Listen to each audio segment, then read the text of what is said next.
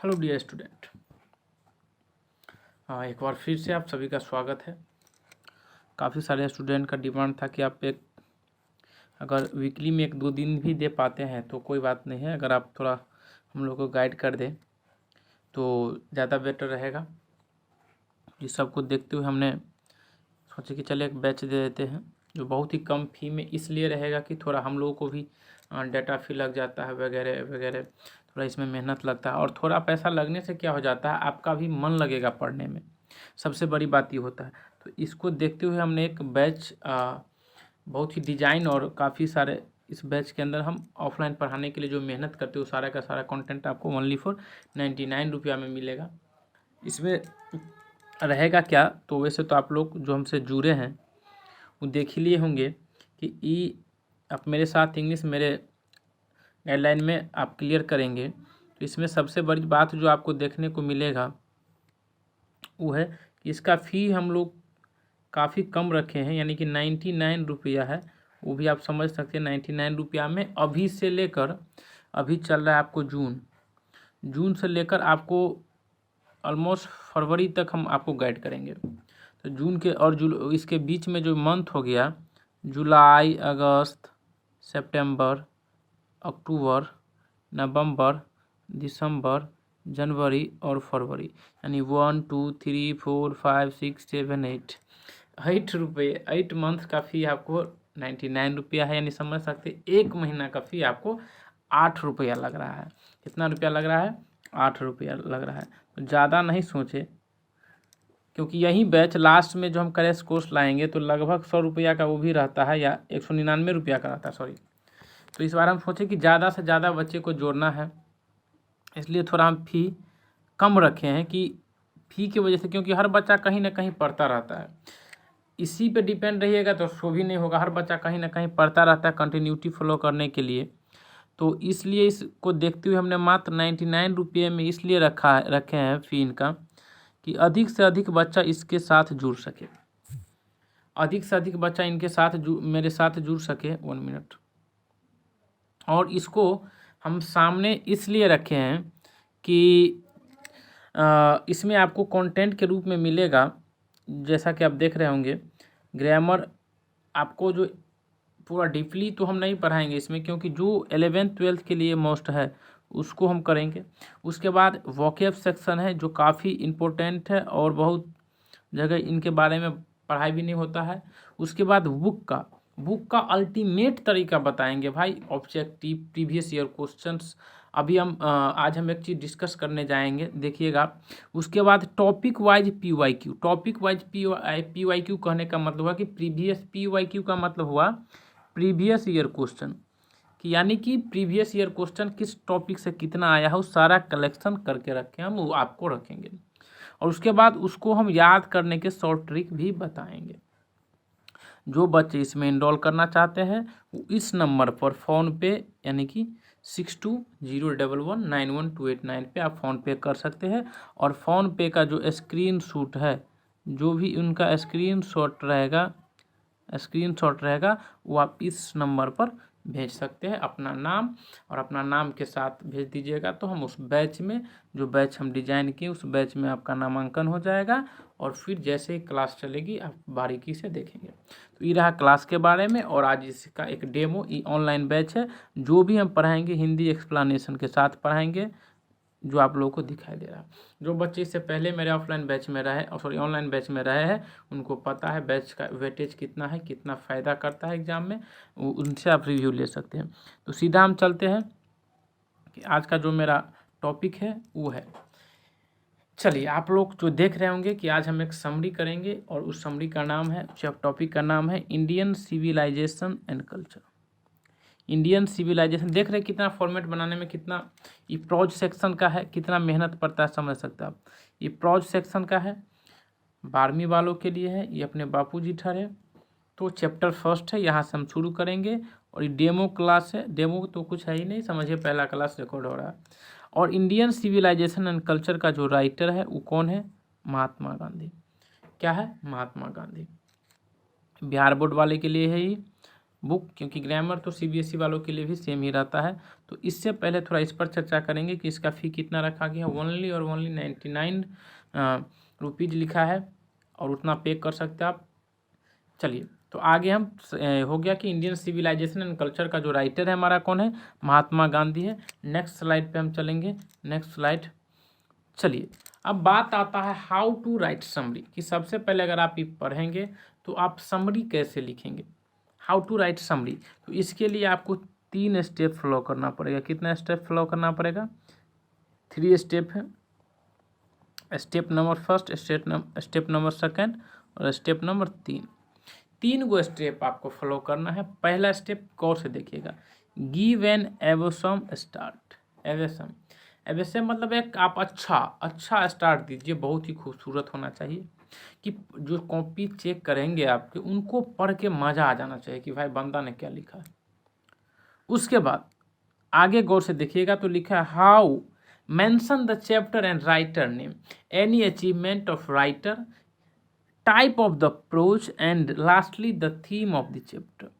यानी कि जिस राइटर का नाम आप मेंशन कर रहे हैं उनकी अचीवमेंट के बारे में बताइए, राइटर के वो किस टाइप का प्रोज है सो बताइए। उसके बाद लास्टली अंत में आप चैप्टर का थीम बताइए कि उस चैप्टर का थीम क्या है, क्यों लिखा गया है ये चैप्टर। क्लियर?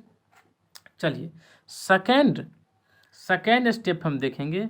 सेकेंड स्टेप लिखा है now right the body of your summary. Summary का जो पार्ट है, जो अंग है, उसको लिखिए। हाउ टेक एट लास्ट 2 या 3 पैराग्राफ इन शॉर्ट। लास्ट का 2 और 3 पैराग्राफ इन शॉर्ट में लिखिए, बहुत ही छोटे में। स्टेप नंबर 3 क्या बोल रहा है कि lastly conclude your summary, just mention how was the writers works the message of the chapter. यानी कि राइटर का जो मैसेज था इस चैप्टर के माध्यम से क्या है, मैसेज क्या है उनका जो मैसेजेस है हम लोगों के बीच क्या दे रहे हैं, उनके बारे में चर्चा करना है। चलिए, तो नेक्स्ट हम आगे बढ़ेंगे नेक्स्ट स्लाइड पे, और नेक्स्ट स्लाइड मेरा ये रहा पैराग्राफ पहला। हिंदी और इंग्लिश दोनों आपके सामने लिखा है, तो हम पहले पढ़ेंगे पैरा फर्स्ट में कि Indian civilisation and culture, Indian भारतीय संस्कृति और सभ्यता, is an essay written by Mahatma Gandhi. अब ये भी एक बात समझ जाइएगा कि इंडियन सिविलाइजेशन एंड कल्चर एक क्या है, तो एक एसे है। क्या है? एक एसे है। ये भी पूछता है इंडियन सिविलाइजेशन एंड कल्चर क्या है, आपको पूछेगा कि किस टाइप का है, ये स्टोरी है, एसे है, क्या है, तो आपको उसमें एसे में टिक मारना है। ठीक है। He was a great freedom fighter. कौन ग्रेट फ्रीडम फाइटर थे? गांधी जी, क्योंकि गांधी जी के लिए यहाँ पर ही प्रोनाउन का प्रयोग किया गया है। गांधी जी के लिए क्या प्रोनाउन का प्रयोग किया गया है? ही प्रोनाउन का प्रयोग किया गया है। गांधी जी के लिए ही प्रोनाउन का प्रयोग किया गया है कि वह एक ग्रेट महान स्वतंत्रता सेनानी थे। This essay has been taken from his autobiography My Experiment with Truth। अब समझिए थोड़ा एक बात कि क्या हम समझेंगे इसके माध्यम से क्या है नहीं है। इसमें एक वर्ड यूज किया गया है, गौर से देखिएगा इसको। एक वर्ड यूज किया गया है और वो वर्ड है ऑटोबायोग्राफी। क्या है? और एक मिनट पेज ले लेते, इसमें नहीं आएगा। एक वर्ड यूज किया गया है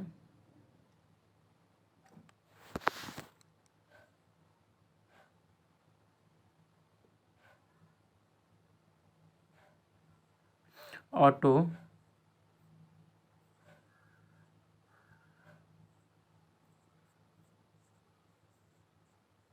बायोग्राफी, और दूसरा वर्ड है, एक वर्ड आता है सिमिलर, सिर्फ हम उसको बोलते हैं बायोग्राफी। गौर से देखिएगा, इस दोनों मतलब होता है जीवनी। क्या होता है? जीवनी।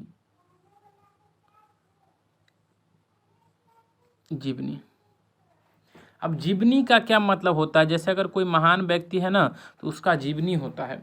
तो अगर ऑटोबायोग्राफी बोला जा रहा है तो इससे पहले देखिएगा एक वर्ड लिखा है ऑटो, ऑटो लिखा है और एक ही वर्ड है बायोग्राफी। तो अगर कोई व्यक्ति जैसे महात्मा गांधी ने अगर अपने जीवनी खुद लिखे हैं, क्या लिखे हैं, अगर वो खुद लिखे हैं तो उनको हम बोलेंगे ऑटोबायोग्राफी। लेकिन अगर उनके जीवनी से प्रभावित होकर कोई दूसरा आदमी लिखा हो तो उसको हम बोलते हैं बायोग्राफी। क्लियर हुआ यहाँ तक? चलिए तो हम सीधा यहाँ आएंगे और देखेंगे कि उनकी जो ऑटोबायोग्राफी थे, my experiment with truth, where he has compared Indian civilisation to the western civilisation. ये भी पूछा जाता है, बढ़िया से इस लाइन को पढ़िएगा कि उनकी जो ऑटोबायोग्राफी थे उसमें उन्होंने तुलना किए हैं कि भारत के संस्कृति से, भारत की सभ्यता को वेस्टर्न सभ्यता से, पश्चिमी सभ्यता से। हिंदी में इसका एक्सप्लेनेशन देखेंगे कि Indian civilisation and culture Mahatma Gandhi के द्वारा लिखा गया एक लेख है। ऐसे मतलब लेख है। वह एक महान स्वतंत्रता सेनानी थे। यह लेख उनकी आत्मकथा माई एक्सपेरिमेंट विद से लिया गया है। यानी उसकी आत्मकथा क्या है? माई एक्सपेरिमेंट विद ट्रूथ, जिसमें उन्होंने भारतीय पश्चिमी सभ्यता की तुलना की। आप आराम से लिख लीजिएगा, Indian civilisation and culture is an essay. वो क्या है, वो टॉपिक, वो चैप्टर क्या है? तो एसे है। और ऐसे के बारे में क्या बताया गया है कि वह महात्मा गांधी के बारे में थोड़ा बता दीजिए, अपने राइटर के बारे में। वो क्या है? ग्रेट फ्रीडम फाइटर थे। उसके बाद लिखा है कि ये जो ऐसे है, this essay has been taken from his autobiography my experiment with truth, हो गया। And where he has compared Indian civilisation to the western civilisation. Clear है? चलिए नेक्स्ट में एक मिनट देख लीजिए, यही है वो जो बुक के बारे में हम बात कर रहे हैं। देखिए, MK गांधी, मतलब Mohandas Karamchand Gandhi, my experiment with truth. Clear है? चलिए नेक्स्ट स्लाइड पे हम आएंगे और देखेंगे। पैरा 2 में हम देखेंगे क्या लिखा है। वो क्या कहते हैं? पैरा 2 में ही says that all the great civilisation of the world, कि जितने भी दुनिया के ग्रेट सिविलाइजेशन है, lost his existence but India is still alive its her glory. क्या है कि वो कहते हैं कि दुनिया की सारी सभ्यता है ना, वो मिट गई है, पर भारत अभी भी जिंदा है, और उसकी खूबसूरती है। दुनिया के जितने भी सिविलाइजेशन थे, उनके जो प्राचीन सिविलाइजेशन है, वो सब का सब खत्म हो गए हैं, लेकिन भारत की जो सभ्यता है अभी भी जिंदा है। We should cling to our own civilisation. क्या लिखा? इसलिए हमें अपनी ही सभ्यता को गले लगाना चाहिए, दूसरी की सभ्यता को नहीं। If we want to be happy we should learn to control our desire। यानी कि अगर हम खुश रहना चाहते हैं तो हमें अपनी ख्वाहिशों पर लगाम लगाना पड़ेगा, अपनी ख्वाहिशों पर कंट्रोल करना पड़ेगा।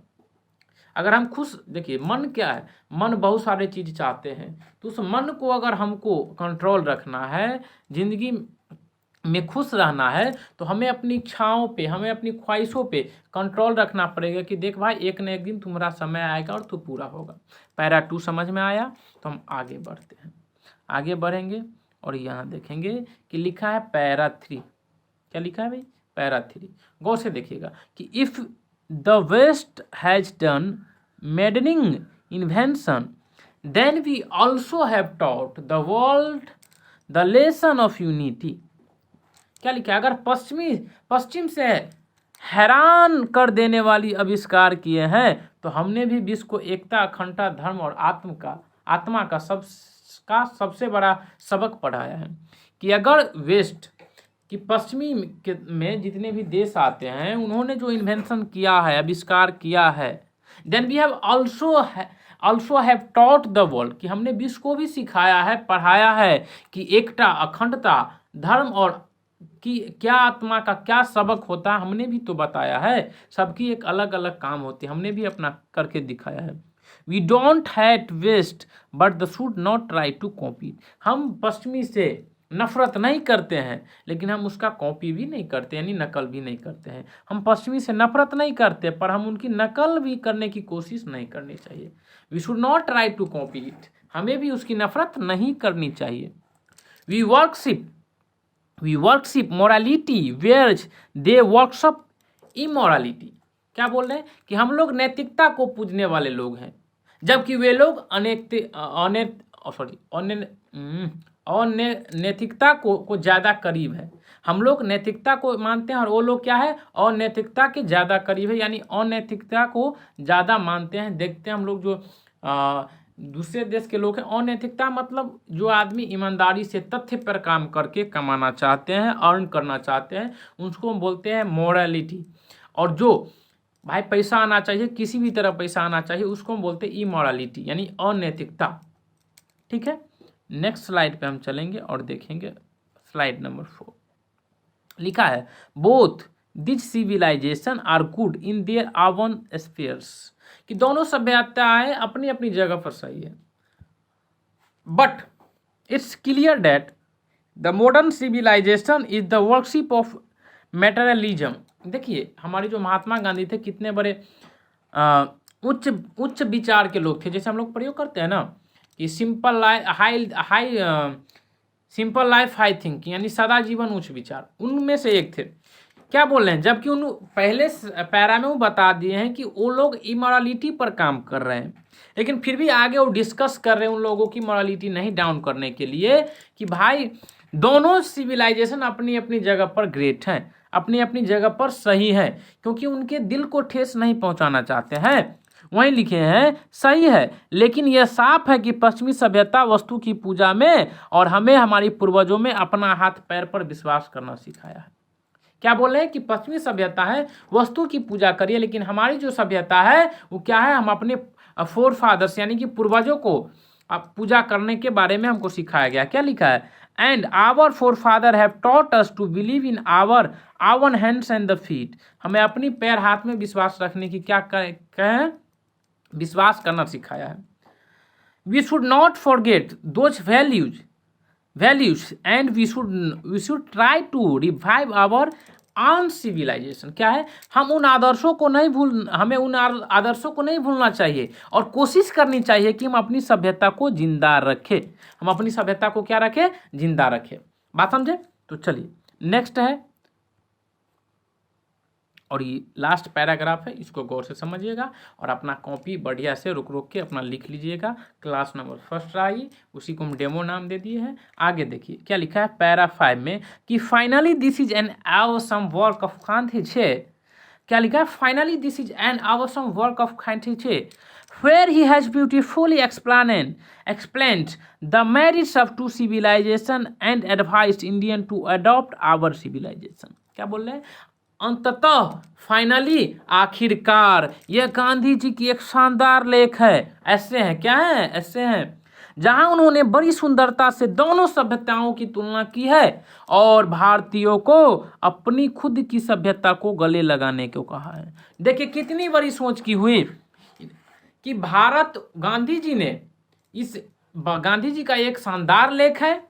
देखिए हम क्या बोलेंगे, उनका टाइप नंबर में क्या बताएं कि उनका अंततः अच्छा होना चाहिए। गांधी जी ने क्या बताया हमको कि एक बहुत ही अच्छी, गांधी जी का जो ये है ऐसे इंडियन सिविलाइजेशन एंड कल्चर, वो किन से लिया गया है, तो माई एक्सपेरिमेंट विथ ट्रूथ, यानी कि हमारा जो अनुभव है सच के साथ हूँ हम आप लोगों के प्रति साझा कर रहे हैं। और किसके माध्यम से साझा कर रहे हैं, तो इंडियन सिविलाइजेशन एंड कल्चर के नाम का एक हम एस्से लिख रहे हैं, यानी लेख लिख रहे हैं। तो ये ग्रेट लेख है, एक महान लेख है, एक बहुत ही एवसम लेख है, शानदार लेख है, जिनके माध्यम से बताया गया है कि महात्मा गांधी कितने उच्च विचार के थे। उन्होंने बताए हैं कि दोनों सभ्यता सुंदर है, दोनों सभ्यताओं की तुलना नहीं की जा सकती है, लेकिन भारतीय सभ्यता अपने आप को, हमें भारतीय सभ्यता को गले लगाना चाहिए। तो चलिए यहाँ से आप लोग फ्लो कर सकते हैं। इसी तरह आपको ग्रामर क्या बोलते हैं उनको, बुक की सारे कंटेंट आपको मिलेंगे और वो भी एक गजब तरीके से मिलेंगे, जो आपको इस बैच को लेने के बाद लगेगा कि आप जहाँ भी पढ़ रहे होंगे 3,000 4,000 रुपये खर्च के 3,000 4,000 रुपया खर्च करके पढ़ रहे होंगे, उन पर हम इस बात के लिए 100% बात कर रहे हैं कि उस पर ही ज़रूर 100 रुपये का कोर्स भारी पड़ेगा। तो आप लोग प्लीज़ जिनको ज्वाइन करना है जल्दी कर लीजिए, क्योंकि इसमें जब क्लासेस शुरू हो जाएगी तो फिर बाद में बच्चा अभी नहीं लेते हैं और बाद में बच्चा सोच के लेते हैं, और उस टाइम हमको क्या होती है, परेशानी होती है। अब उनको छूट गया है, कुछ वीडियो फाइल्स करप्ट हो जाते हैं, तो फिर उनको हमको रिकॉर्ड करके डालना पड़ता है। तो इसके लिए थोड़ा सॉरी। जिनको लेना है, नहीं लेना है डोंट वरी, अगर लेना है तो ले लीजिए, जल्दी करिए। 99 रुपया कोई बड़ी बात नहीं। Thank you. फिर हम मिलेंगे नेक्स्ट वीडियो में। अभी इसका ऑब्जेक्टिव करना बाकी है। ये फर्स्ट वीडियो है, एक्सप्लेनेशन था हिंदी के साथ। Thank you.